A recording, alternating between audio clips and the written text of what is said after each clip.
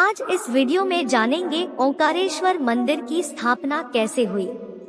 अभी तक आपने चैनल को सब्सक्राइब नहीं किया तो प्लीज सब्सक्राइब कर ले और वीडियो को लाइक कर दें। आइए जानते हैं इस वीडियो में ओंकारेश्वर मंदिर के बारे में।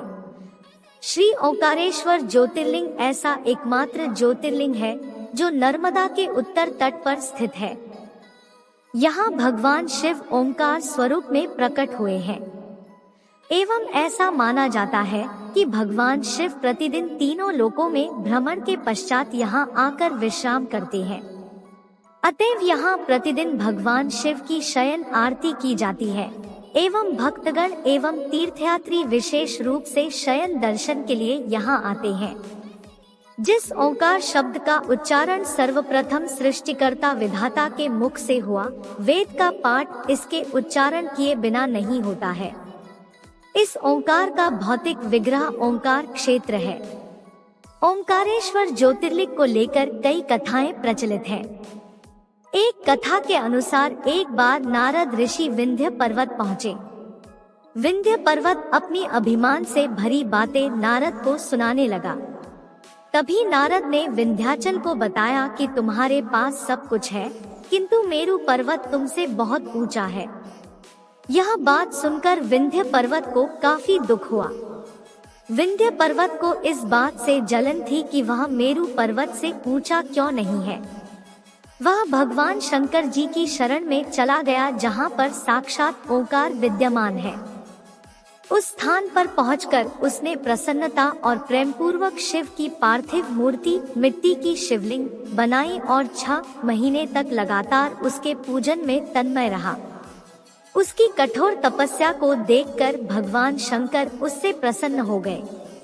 उन्होंने विंध्य को अपना दिव्य स्वरूप प्रकट कर दिखाया, जिसका दर्शन बड़े बड़े योगियों के लिए भी अत्यंत दुर्लभ होता है। भगवान शिव ने विंध्य को कार्य की सिद्धि करने वाली वह अभीष्ट बुद्धि प्रदान की और कहा कि तुम जिस प्रकार का काम करना चाहो वैसा कर सकते हो। मेरा आशीर्वाद तुम्हारे साथ है। भगवान शिव ने जब विंध्य को उत्तम वर दे दिया, उसी समय देवगण तथा शुद्ध बुद्धि और निर्मल चित्त वाले कुछ ऋषिगण भी वहां आ गए। उन्होंने भी भगवान शंकर जी की विधिवत पूजा की और उनकी स्तुति करने के बाद उनसे कहा, प्रभु आप हमेशा के लिए यहाँ स्थिर होकर निवास करें।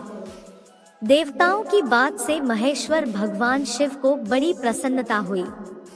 लोगों को सुख पहुंचाने वाले परमेश्वर शिव ने उन ऋषियों तथा देवताओं की बात को प्रसन्नता पूर्वक स्वीकार कर लिया।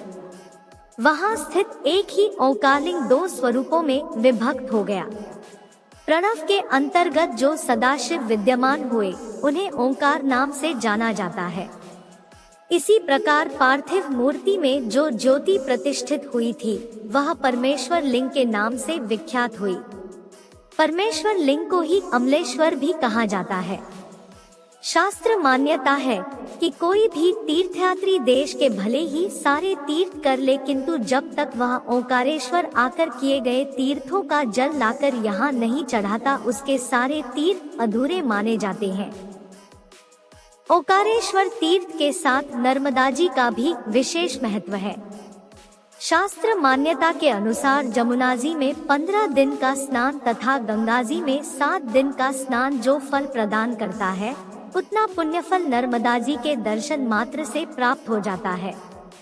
ओंकारेश्वर में ओंकारेश्वर ज्योतिर्लिंग के साथ ही अमलेश्वर, ममलेश्वर ज्योतिर्लिंग भी है। इन दोनों शिवलिंगों की गणना एक ही ज्योतिर्लिंग में की गई है।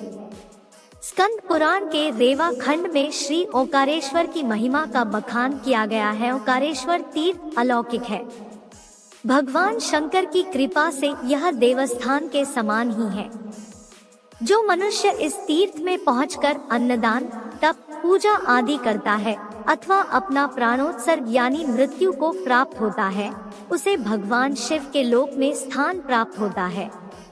ऐसी ही पौराणिक कथाओं व रोमांचक कथाओं को सुनने के लिए चैनल को सब्सक्राइब जरूर कर ले। धन्यवाद।